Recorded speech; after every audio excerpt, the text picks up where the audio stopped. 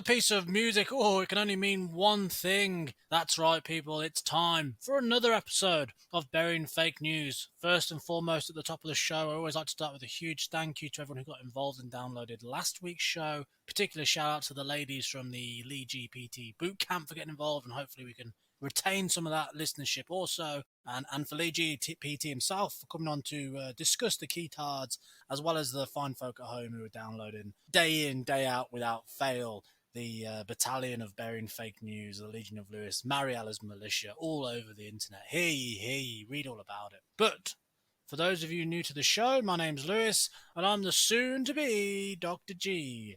This is Burying Fake News. This is the podcast that's dedicated to fact-checking bogus news articles. It's the podcast dedicated to just stomping the shit out of nonsense and ballyhoo and bullshit that you tend to get now posted all over social media, and discerning what's fact and what's fiction.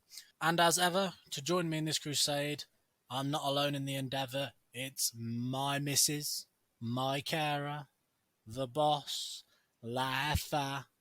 You know who it is. It's the queen of burying fake news, the avid supporter of pole fitness, and now as am I, you know what I mean? Nudge, nudge, say no more, a nod's as good as a wink to a blind bat, aye, aye. Part-time interpreter, full-time proprietor of the Good Egg Chateau. It's Mariella. Mariella, welcome back to another episode of Burying Fake News.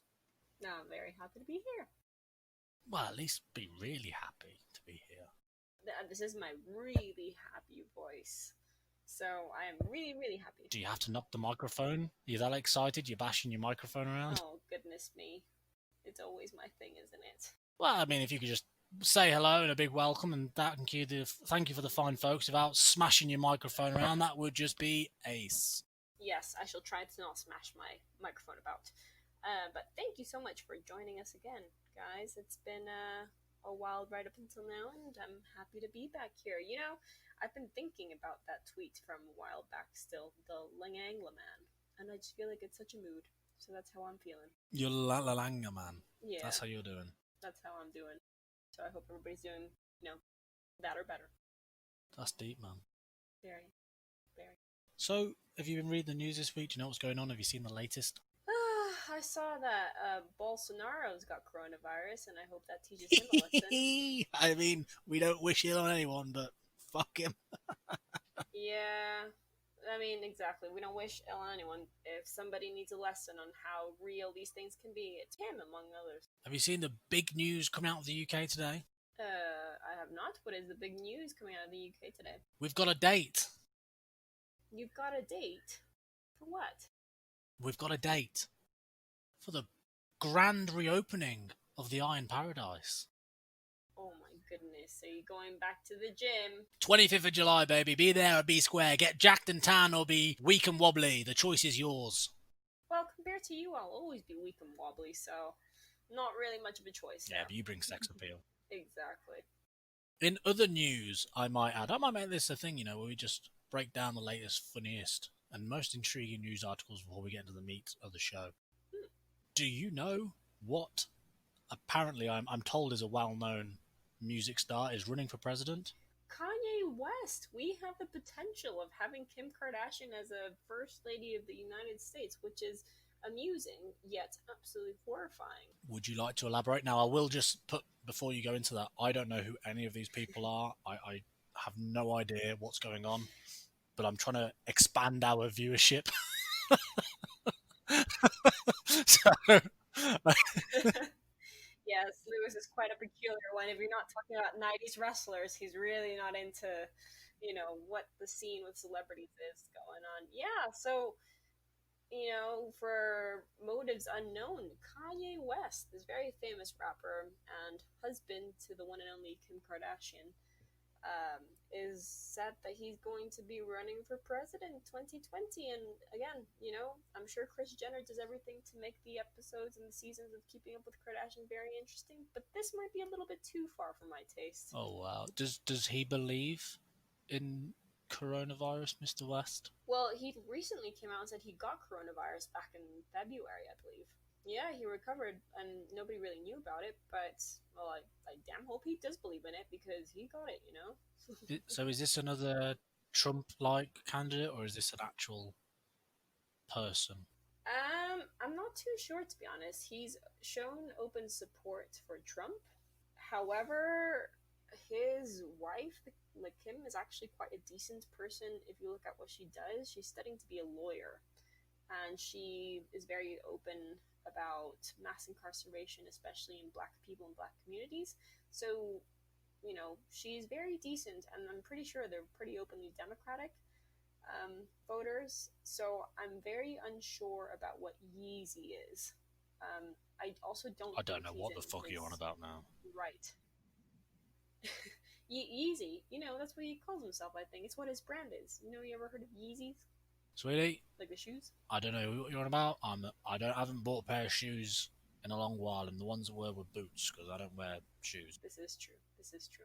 Well, let's just say that he's not in his right set of mind, and he's kind of unpredictable. And I think he's kind of, hoping to be that sort of candidate, where kind of outlandish, and I'm not sure what his base would be. So, like I said, it's kind of funny. Equally, I'm very terrified of what the outcome could be. So, We shall watch this space, I suppose. And then the final piece of news that want to be worth mention, because we are a science-esque podcast, is the archaeologists have been digging again, and they think they found a new species of dinosaur. what? That's insane. Where Yeah, have they been digging? I don't know. I haven't got the research paper up, only the news articles what I read, but it was a new form of some dromaeosaurids. I don't know. So, a dinosaur.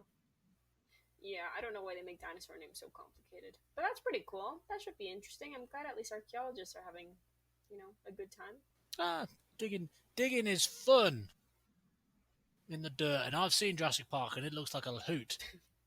I'm sure Should people we who should use we Jurassic should, Park should are we too. continue digging and dig through the bullshit surrounding Remdesivir or the things involved with it? Yes, I think this piece of news has been out for a while now. We didn't cover it previously, but I think now, given that, dexamethasone has also been a thing, I've got some questions about what remdesivir does and how it can help the fight against coronavirus. Well, why don't you lead the conversation? I don't want to get into too detail into the real nitty gritty of how it works and what's going on, but just a general sense of the drug and why it's got a lot of attention recently. So maybe we should start with like what the actual medicine is. Could you explain to us a little bit of how it works and why it looks promising? It's a prodrug, so that means that the molecule that you take that is remdesivir is not actually what does the interesting part. It's further modified by our body, and that creates the drug in situ inside us, and it becomes an inhibitor of what they call viral RNA polymerase, which prevents RNA replication or viral RNA replication. So when viruses attack you, they want to replicate their DNA, and they do this through what's called RNA polymerase, and it's just an enzyme that's just copies and copies and copies, and it inhibits that part of it. So, like you were saying, viruses, they don't replicate on their own. They need a host to do the work, and they use our bodies and our own cell generation, as far as I know, to do this, right? Yes, but they do contain their own proteins. Yeah. I believe that the RNA viruses, the viruses will use our cell just as a safe haven whilst they replicate within and then burst or lyse out of the cell. But I prefer burst because it's more dramatic. Ooh, that is dramatic. And so what you were saying is basically this medicine actually stops that replication part. That's pretty cool. Yes. Well, it in theory should stop the replication part, and here's where we get into a bit of the nitty gritty of it. It was actually designed initially for hepatitis C, I believe, but it didn't quite go to plan. However, they had a lot of it, and it's a lot of money that they've invested, and they're thinking, let's try and use it for anything we can because we need to get some money back from this. Then there was the Ebola kind of outbreak a year or two ago, and they thought, oh, brilliant, and they used it, and they just chucked it at Ebola when that became a thing. And did that work? No. Oh. If you go into the data, this is where it gets a little bit strange. It was kind of rushed through clinical trials to get it to being used into people with the disease. Early results looked quite good from the papers that I saw, and then August, like summer last year, they just said that this is significantly crap treatment comparative to what they had else in the arsenal. Ooh, okay, so it's kind of been kept on the back burner. Like, we've developed this, but it's not 100% efficient, and it's just up until now we've seen a purpose for it. The Congolese health officials, not this isn't a quote, but they said that it is significantly less effective than the monoclonal antibody treatment that was also being trialled. The only good thing that came out of it was they at least established the safety profile of Remdesivir, so they were able to use that data to say how much you could have safely, what was a good dose to be effective, and what was too much. Oh, that's quite interesting. So I had never heard of a case where, we've developed sort of this medicine and then we weren't exactly sure what it would be used for, but still kind of cleared of all the. That's pharmaceutical companies in a nutshell. Remember, these people aren't charities. They make drugs that they think are promising, and by the time they've managed to get a few kilos of them, they're thinking, we need to try and get some return on this. Otherwise, this is 100 mil down the drain. What are you saying? They spread coronavirus to treat everyone. No, be gone. We don't have that nonsense here. Only peer-reviewed facts make it onto this show, woman. Oh my goodness, then. Unless it's my opinion about stripper poles. That's a different. No, of course, that's different. That's very different. Well, that's interesting. I had never, I guess I hadn't thought about it that way, that we do just elaborate drugs and then kind of think like, okay, well, this is pretty cool. What should we use it for?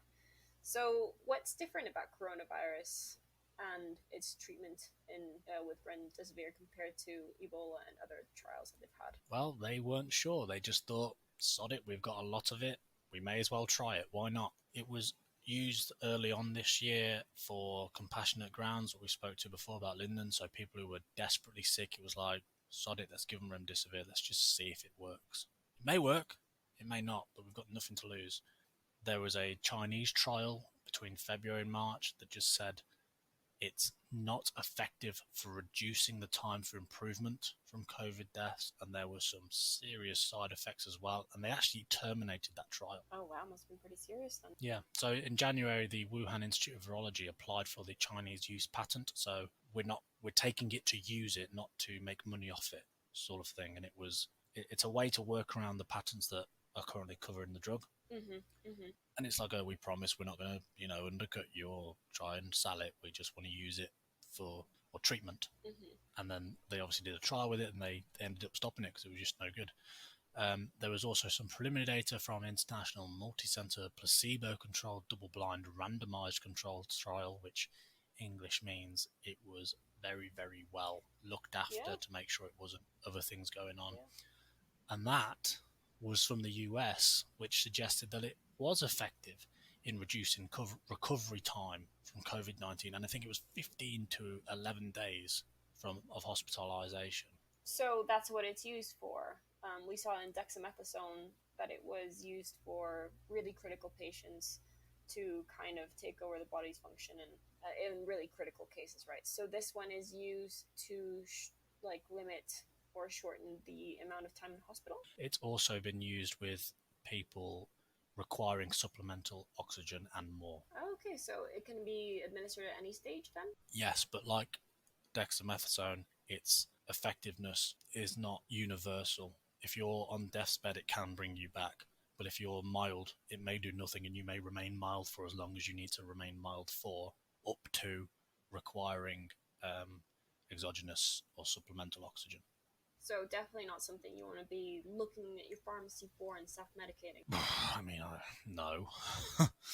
This isn't as awful as hydroxychloroquine. It's not the same kind of level of horrific side effects that you get with hydroxychloroquine. However, it is still something that you would not want to self-medicate with. And the same with dexamethasone, which is, I think, one of the safer ones or options currently on the table. You still don't want to be self-medicating with these. And the data shows, unless you're on an incubator or you're on an oxygen mask, you don't need it. So, bottom line, do not self-medicate people. Always check with your professionals. And then Remdesivir was then approved for medical use in Europe in July this year. like 4 or 5 days ago, whatever it I was. was gonna say it's July now. Yeah, like a week ago. But it was very specific. It was indicated for the treatment of COVID-19 in, I think it was adults and adolescents, so older than 12 years old, weighing at least 40 kilos, with pneumonia-like symptoms requiring supplemental oxygen. So they were very specific in what their what the administrative procedures were for it. And why is this age limit and weight limit? Because there's just not enough data to say that it's effective. Okay, so it's still kind of on. And We'll see how all this the goes. all yes, and also we just haven't given it to enough children to know if it affects them the same or not. Yeah, really important. Same with like the very elderly sort of folk. All right.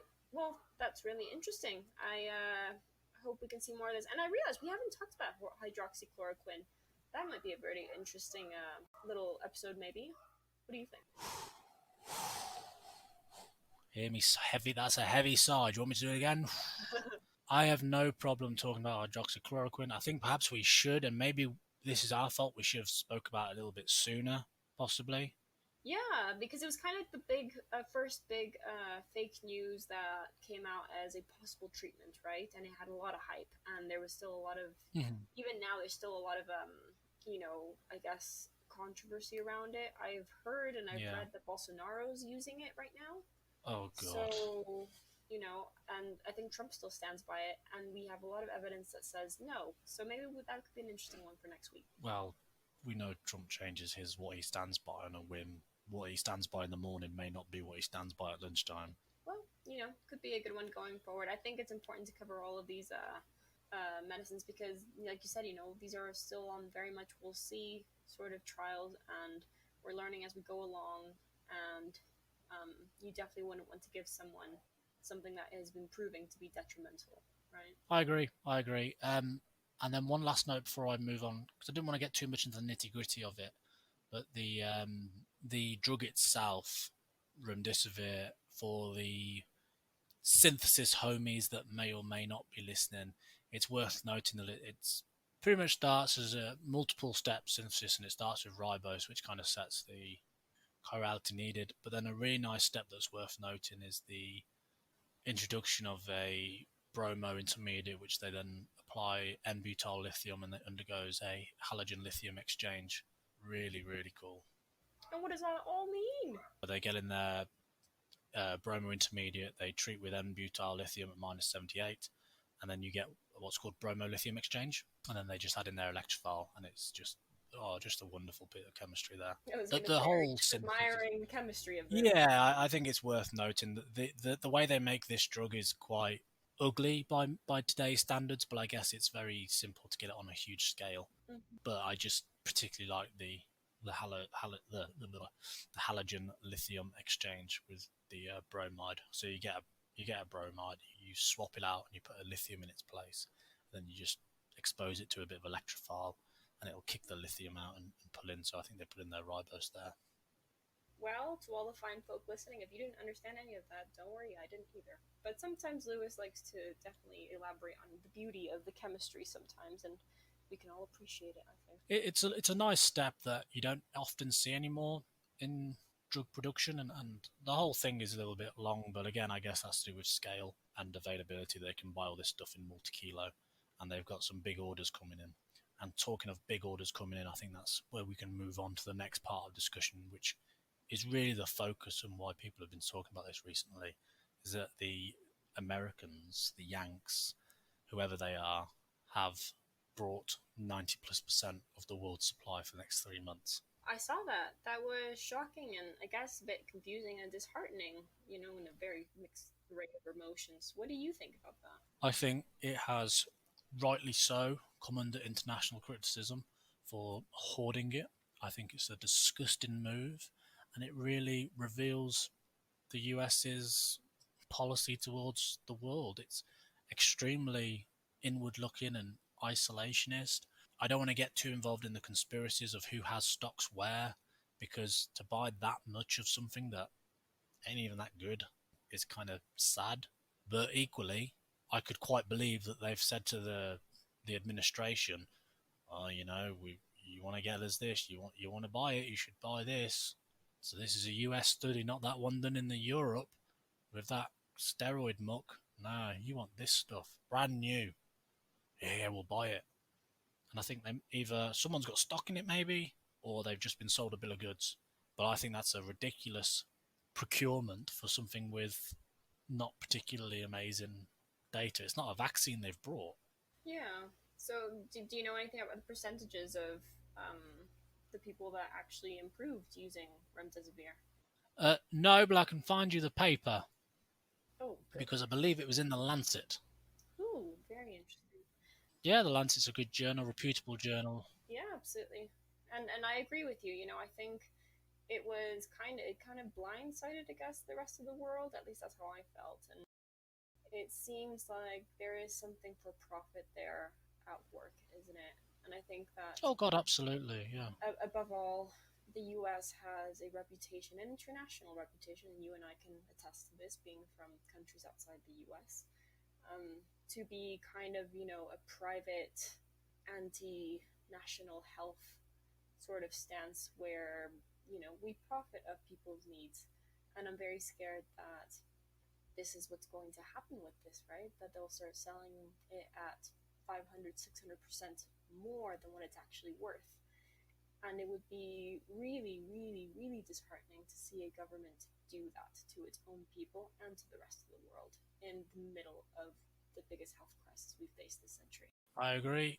Just to quickly get you back, so the article in the Lancet, which because there's two major articles, and this is where I'll let you kind of think a little bit for yourself before we go any further. The article in the Lancet was titled "Remdesivir in adults with severe COVID-19: a randomized double-blind placebo-controlled multi-center trial." So a pretty decent trial. And it summarized a wonderful trial, yes, very in depth, and they've tried to take into account for a lot of variables. I won't go through the whole thing with you, but here's one quote lifted directly from the paper: "Remdesivir use was not associated with a difference in time to clinical improvement." Ooh, so what does that mean? What was it for then? So the Lancet, with their multi-center trial, the placebo-controlled, said that the use of remdesivir did not seem to correlate with improvement over time, right? Okay. This was the first study that disproved it. The second study, this was the US one, solely the US one. This wasn't published in the Lancet. This was published in the National Institute of Allergy and Infectious Diseases. Oh, sorry, no, excuse me. It was sponsored by NIAID. This was published in. No, it was published there. It was published in the National Institute of blah blah blah, and it was also sponsored by them. So it seems to be sponsored by the same people who've published this. Well, it is quite a reputable national center, so. Preliminary results indicate that patients who received remdesivir had a 31% faster time to recovery than those who received placebo. Specifically, the again is p greater than 0.001. How convenient is that? That means, that chances are this is very real according to the stats. So here we've got two reports that juxtapose one another. You have the Lancet, which is a wonderful journal and doesn't really let bullshit go through, and this has been done in various different hospitals, and it's said that remdesivir hasn't really done anything. This one, sponsored by the same people who have published it, are saying it's 31% better. So is it possible that all these other people over these multi-center trials fail to see this data? Or has someone said we need to make it look good to sell it? Well, I think, we would have to go into much further detail on variables it controlled, all the kinds of trials that they had. But I think this is kind of where we get to the juicy bit about research and science being done at the very forefront of a crisis, right? And it's going to be a lot like this, even going forward. It's going to be some people saying, yes, this is working, some people saying, no, it's not working, and really having to, I guess, choose for yourself and think for yourself. Is this a reputable journal? Is this a reputable institution? Is this a reputable, source of information? And like you said, it is a little bit tricky, I guess, that the same institute in the US sponsored and published. That's a little bit of a okay. But Do you know what else is more interesting? So the Lancet, you have to put it in there. It's going to take time for you to get that peer reviewed and come out. It's a process. The Lancet's article was published April 29th. Guess what date the NIH clinical trial saying that it worked was published? ooh, what's the date? April 29th. I'm guessing several hours after the Lancet copy. Ooh, intrigue. Maggie, I can hear it, or Archie, one of them agrees and they think it's disgusting as well. Yes, they're very disgruntled by this information. But so, what does this mean? For us more I'll average. tell you what it means. I'll tell you what this means. This means a reputable study across many people over multi centers have said this does not work, and a company has gone, shit, we've got a lot of it and we've made no money off it currently, and we're never going to make money again unless we flog it. Who can we flog it to? Who's the dumbest motherfucker on the planet that we could sell this to? Who is so fucking stupid they will believe anything we tell them as long as we tell them they're the smartest man in the world and they're so great and so powerful? Who do we know? Who has the authority to buy all of our shit, save us from going under? Who could it be? So, here's my question for you then.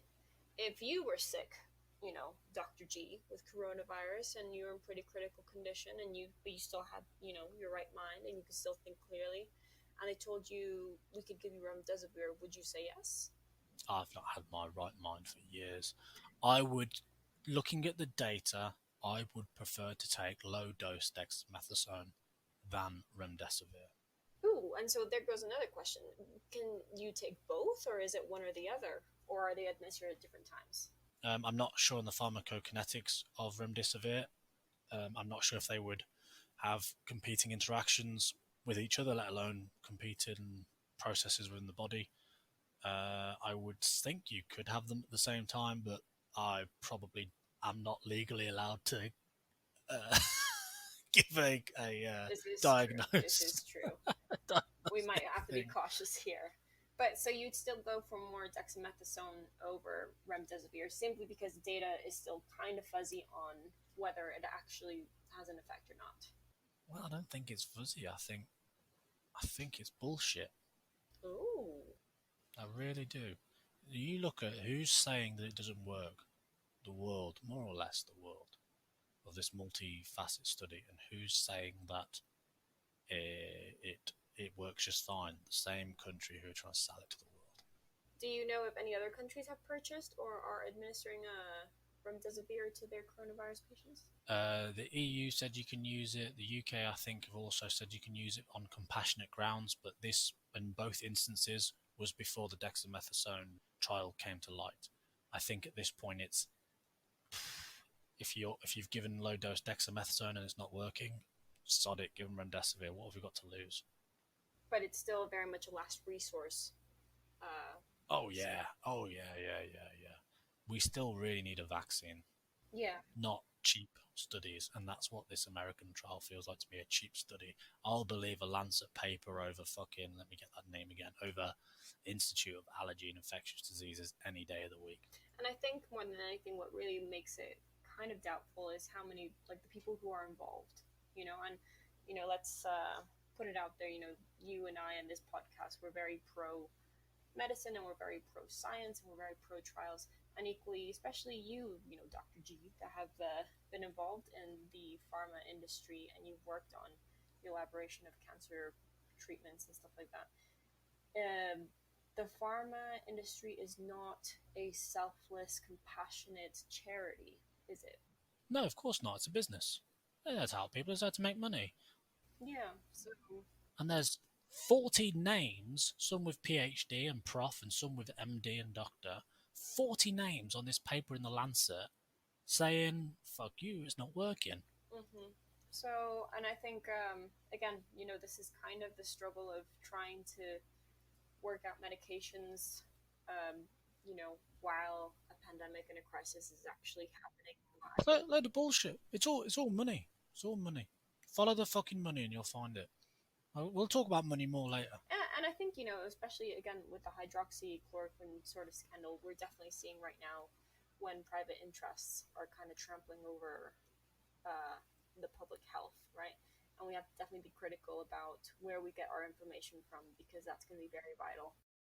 Oh yeah, absolutely. We saw it with Tamiflu. We saw it with Tamiflu when we had the swine flu scare. And I looked at it and said, it's not going to fucking do anything. I said to my dad, I don't know why they've brought all that for. The government stockpiled loads of it. So that ain't going to work. And guess what? Turns out several years later, they had to come out sheepishly and say, yeah, Tamiflu doesn't actually do anything. Oh, that's swine flu. I don't know. It was just scary for you guys. It was a full-on epidemic over here in Mexico, and it was pretty scary. We can do an episode on Tamiflu and bury that piece of shit for what it was as well. Yeah, in the future, that sounds like a good idea. It was more egregious than this. Yeah, I think that there's think. a lot of and you know, like as a person who's definitely not a chemist and not a medicine studied sort of person, I don't know these things. I really just rely on my sources. So I think reviewing. But here you've got sources that are actively denouncing the other one. Yeah, and that's why we have this podcast to talk about it. Fuck this fucking idiot buying all these drugs. This is the other part of the problem is just the wastefulness is, okay, it may not be a game changer for everyone, but let's say it can save 1 or 2 lives. Where should it go? What do you mean, where should it go?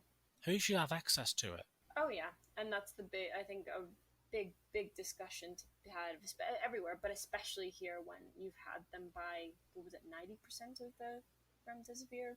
That's just disgusting. Absolutely disgusting. Yeah, I've got more questions about it coming up. Should we move on to our quickfire round? Should we just summarise right there and leave this shit in the dirt? Absolutely, go ahead. Right. Well, I'm glad we didn't debunk Remdesivir because I guess on paper it's still inconclusive, except it's not once you read the fucking papers. But if you do have any questions regarding it, very specific ones, please do not hesitate. Get in touch with us. We'll answer it. We'll read out on the show and get to the nitty gritty of it. But Sweely, I think it's time for us to move on to the quickfire, not so quickfire, but sometimes quickfire round. Let's do it. Let me get my script up because I've lost it. Today's questions are mostly Remdesivir related, pertinent to what we're talking about, but not exactly what we're talking about. If you do have any questions that you'd like to hear on the show, again, get in touch with us, buryingfakenews@gmail.com. Links in the description. Tweet them over to @BFNewsPodcast or buryingfakenews on Instagram, Facebook, and YouTube. Sweetie, you've got the cues. Fire away. Number 1, what we got? All right, to start off this quick round, not so quick round, but sometimes quick round, fire round, I've got number 1. What is the difference between Remdesivir and Veklury, which is another medicine? There is no difference. Remdesivir is sold under the brand name Veklury. Oh, okay, so same thing it is then. Mm-hmm. What form does Remdesivir come in? I believe it's strictly injection only. I think it's intravenous. I don't think it's intramuscular. Dexamethasone comes in a few, but the injection is intramuscular. This is intravenous. So you wouldn't be able just to take it at home, Yeah, it's not popping a pill.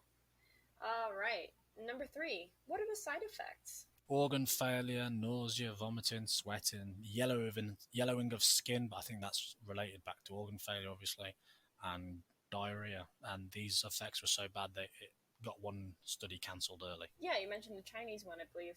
That sounds very serious, so definitely something to take into account. And finally, the $1 million question. Let's see if you know this one, Dr. G.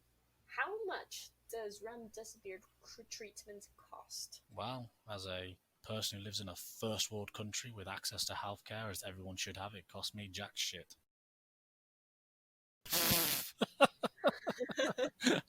That's not what I got on the card, Lewis. Come on. I don't know what to say about that. So, for those who don't happen to live in a first world country, like those who are unfortunate to live in the developed country, like those who live in America, or at least North America, let's say, on the 29th of June, Gilead announced it had set the price of Remdesivir at $390 per vial for the governments of developed countries, which included the United States. But it was $520 for private health insurance companies in the US. The course of the treatment is 6 vials over 5 days, which totals to $2,340. Oh my god. What's most disgusting is this drug was not developed 2 weeks ago for COVID, which means that they call it a repurposed drug. When you take something that already does something else and apply it to another illness, it's called drug repurposing. The minimum production cost is actually estimated at 93 cents per day of treatment. I'm speechless. I cannot believe that. Like, I was reading and I've read it before, and I'm still speechless at this piece of news. It's disgusting. So 93 cents per day, and you're paying $390. Oh my god. Oh my god. How disgraceful is that? And I think at the end of the day, like, it is disgraceful. And I was kind of thinking to myself, well, if you only need one vial, then, a sacrifice can be made here or then. But if treatment is 6 vials over 5 days, that becomes so quickly, not accessible to so many people. It's not accessible at all. Oh my gosh. Do you know what's even more disgraceful? What is it? The cost of dexamethasone per shot, if you like, per unit is about $1, $2. Mm-hmm. For 25 mil, it's about $30, and it's low dose treatment, so you're only going to be getting pretty much that amount. So for definitely under $100 for your drugs alone, compared to $390 or whatever it was. And in addition, what we were discussing, where results are still quite controversial and quite divided over, does it really actually work? Does if you want to sell it. Well, it's very expensive. What a sad note to end that on. I think this is a sad story. It is. I really think this is a sad story. This is a story of malpractice, this is a story of greed, and this is a story of avarice. And it is not a story of honest, what I would call good science or good research. Absolutely. And I can pick through this because of the training I've had. But like you said earlier, how do you even you've got two things and they're saying different things. What does that even mean? And I think, at the end of the day, and this is what makes me really feel passionate about, doing this podcast with you, is that, I guess the average person, and I include myself in this, doesn't know all this.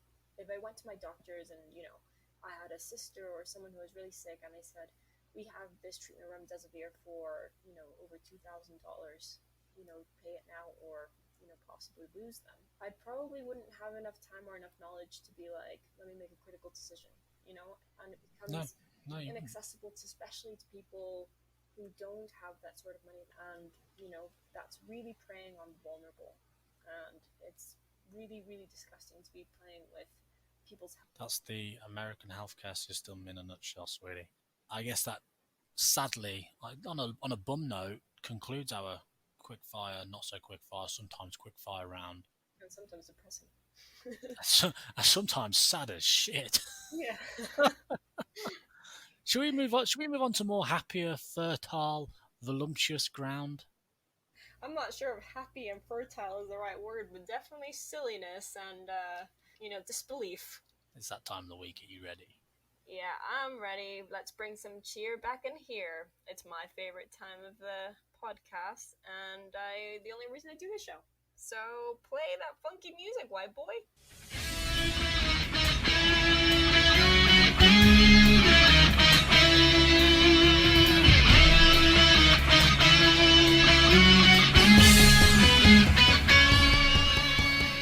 Oh, that music. Now I'm feeling alive and chirpier. What was that all about earlier? Who knows? Who cares? This is the best part of the week and the best part of our lives, really. This is Tweet of the Week. This is the time of the week where we go through other people's social media posts where they just spout crap and nonsense and misinformation, and it's hilarious how bad it is and how factually wrong it is and how these people just don't know any better. And we like to bring some light to them so we can share it, we can laugh together, and also be aware of some of the crap that's out there. So with that in mind, sweetie, do you want to kick us off with number one? It isn't Lang Angla, man, but it's still pretty outrageous. Number one. The Dems have been caught again lying about the debunked Lancet study about fraudulently claimed that hydroxychloroquine was dangerous. It is much safer than Remdesivir. Educate yourself. I actually thought he was talking about the first Lancet, the story we've been talking about today. I don't know which one this one's talking about. I know, I was wow, what a wild ride this was. But basically, they're saying hydroxychloroquine is safer than remdesivir. Not Educate true. yourself. But both are not really useful, but don't take hydroxychloroquine. Jesus Christ. And as far as I know, their Lancet studies have not been debunked, at least in this line of study, have they?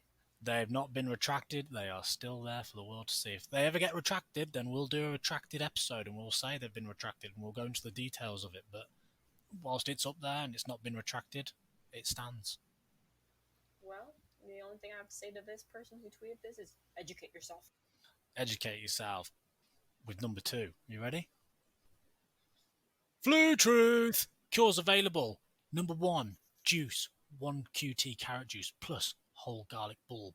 Lemon juice. Drink it all. Number 2, remdesivir antiviral med plus hydroxychloroquine plus azithromycin. That's the end of the tweet. Holy crap! Should you be drinking this? I mean, if you're living quite a sad life and you want to escape reality, this cocktail of medicine will definitely allow you to do that. I'm so concerned, even from the beginning. It's recommending you have an entire quart of carrot juice and a whole garlic bulb. Oh, disgusting! Not to mention all the extra medicines. No, they're not obviously kissing many people, are they, with that breath? I definitely hope not. That is definitely don't do that, people. I don't know why this person thinks it's flu truth. Drink it all. Flu truth. Number 3.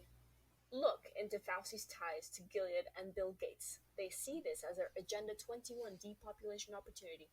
Created the virus in China, imported it here to destroy American society, usher in communism by killing 2/3 of us.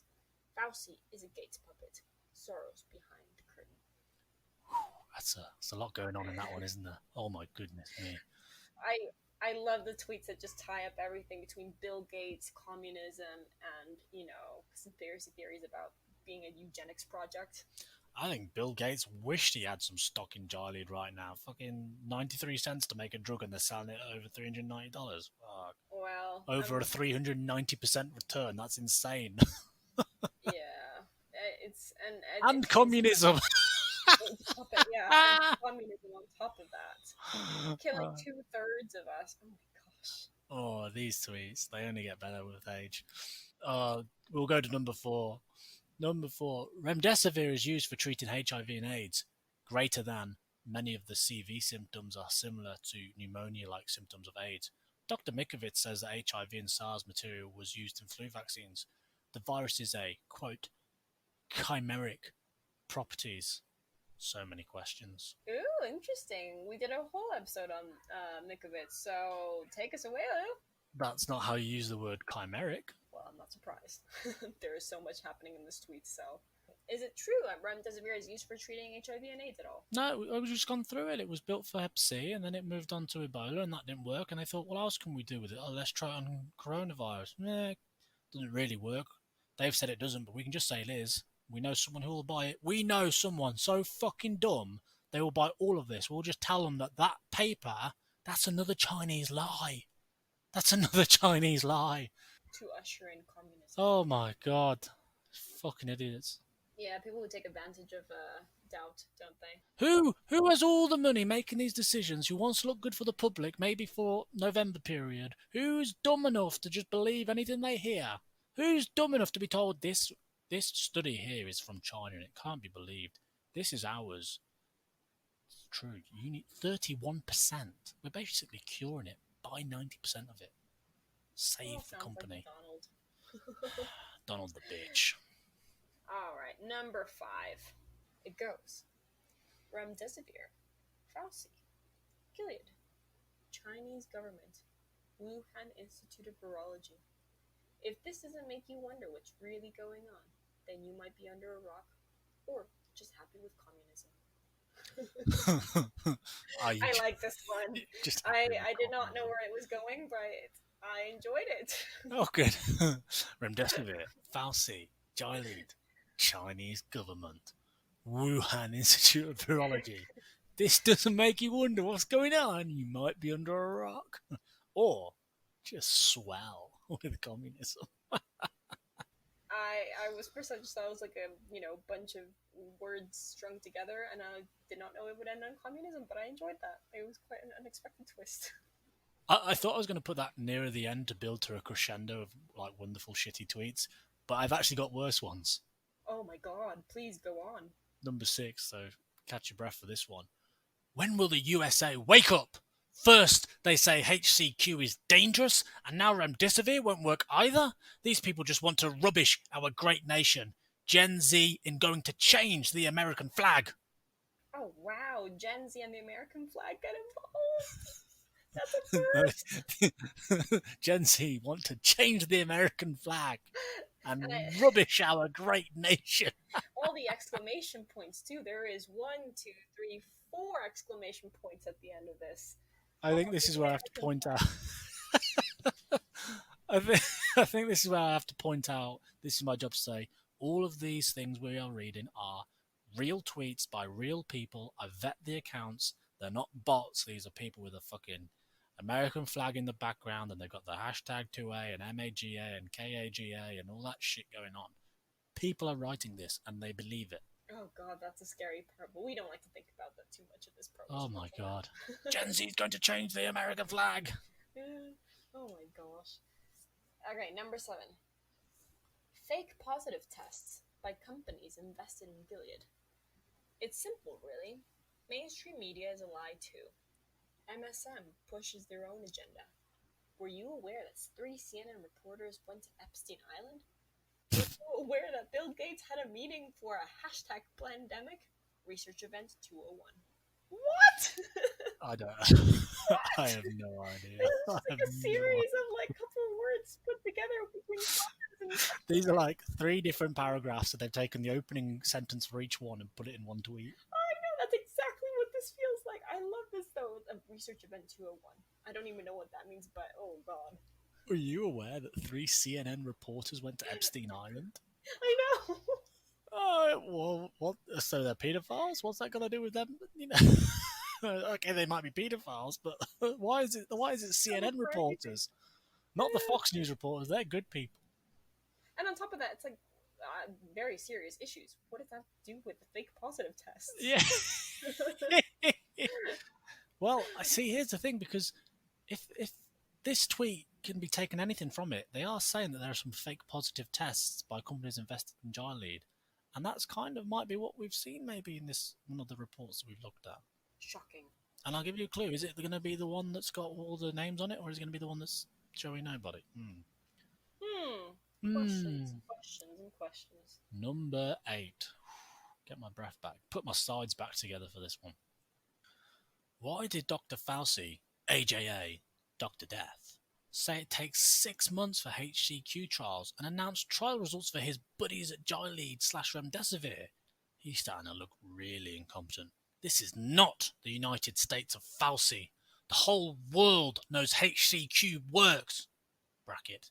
Except the uneducated who believe at CNN. Close bracket. Oh my god, that's a really good one too. I like Dr. Death. AJA, Dr. Death. And yeah. What I like about that one is I understand where the errors come in. They type that fast because J is next to K on the keyboard, so I'm like, yeah, I can see that being a legitimate typo. Yeah.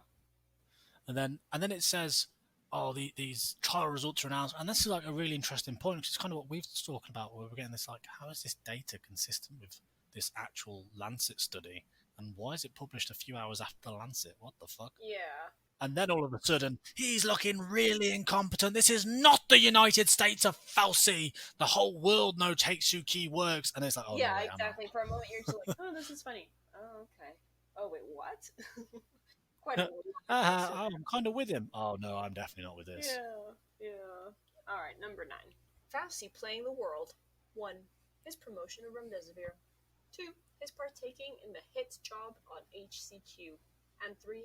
The money Fauci gave through NIH, then through EcoHealth, via DASAC to WIV's Madame Xi Zhengli to do the gene/editing on RABT-CoV/4991 to create SARS-CoV-2. What? Fauci. created SARS-CoV-2 Oh god. after he'd given money to NIS to prove that HUQ was crap.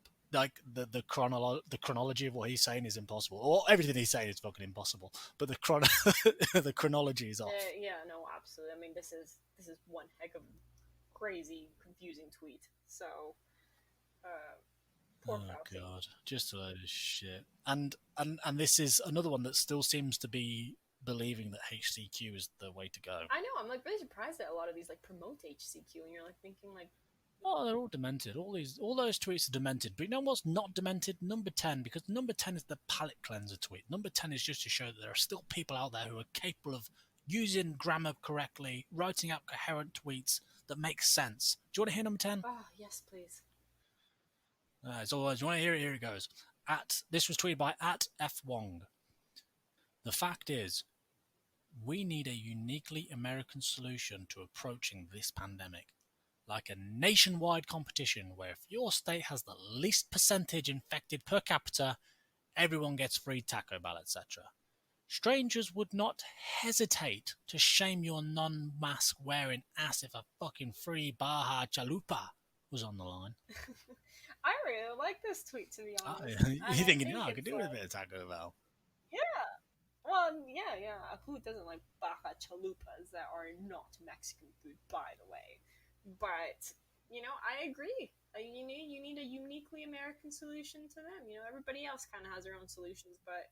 I've never even heard of a Baja Chalupa. I don't think I've ever eaten one. It doesn't even sound Mexican to me. It sounds like an Indian dish. Maybe it's the upa. Very, very much Mexican words, but it's Taco Bell, so it kind of, is an American twist on Mexican food, I guess. Is Taco Bell any good? It is on its own if you don't consider it like actual Mexican food. Like if I hear Karen say like, "Oh, I love Mexican food. Taco Bell's my favorite," I would like, try to punch her in her face. But if you kind of just take it as it is, wow, that's big words from you. I know, considering I am the proprietor of Good Egg Chateau. I do. That's not very good egg of you to start throwing hands like that. Wild hands. But they are wild, so I try not to talk to Karens so much. Oh, good. Smart. Very. I think we should wrap it up there before you start getting angry, and we don't like Mariella when she gets angry thinking about Karens and Taco Bells. That's true. We don't want to hear it. We don't want to hear it, but I'll tell you what we do want to hear. We want to hear from you. Send us your questions, your entries. If you've got any tweets of the week, anything you want us to discuss, buryingfakenews@gmail.com. It's in the description. And I'd also like to continually thank you for your support on this, because I'd like to continue to thank you for your support on this. Sometimes it's just like we're talking to a wall or ourselves, or just taking a message and putting it into a bottle and just throwing it into a sea of messages and bottles. Right, sweetie? Well, we do like bottles. We do like that. But it's even better when we get some feedback from it. So please, guys, if you like it, let us know. And if you have any other questions, which I'm sure I've got tons now that I'm thinking in my head, write to us to let us know what you'd like to hear. And quickly, what are we doing next week? Well, I think we established it, right? We've overlooked hydroxychloroquine and why it is, fake news. The Queen has spoken. Hydroxychloroquine. We're going to discuss it next week. In the meantime, in between time, look after yourselves and each other. Remember, if you see any shit, send it over to us, because we will put it on blast. We do destroy these mouth-breathing, knuckle-dragging, insufferable cretins who shit up your social media. This is the show that's science for non-science people, science for the everyman, the every woman. And if you got this far, as always, you deserve a medal. We hope you had as much fun listening to this as we did making it. Peace out, homies. It's getting tired and I'm getting late. Say goodnight, Mariella.